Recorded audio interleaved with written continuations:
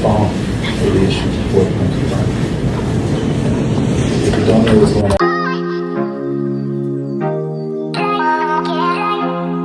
Kinumpirma na nga ni Kim Chu ang ilang araw na mga haka-haka ng mga netizens, kung saan, ay naging tahimik si Kim Chu at Paolo Avellino sa kani-kanilang social media. Ngayong araw April 5, 2026 na ay nag-update si Kimi sa kanyang social media, kung saan, makikita ito na nasa ibang bansa at halatang nagsimba pa si Kim sa simbahan sa bansang Paris. Ilang araw na ang nakalipas na lumabas ang mga balita na sumunod si Kim Chu kay Paolo Avellino sa Paris, ngunit ito ay hindi pa nakumpirma. Matatandaan, sa buwan ng March ay lumipad papuntang Paris si Paolo Avellino kung saan, ay may shooting itong ginagawa para sa kanyang bagong project with Nadine Lustre.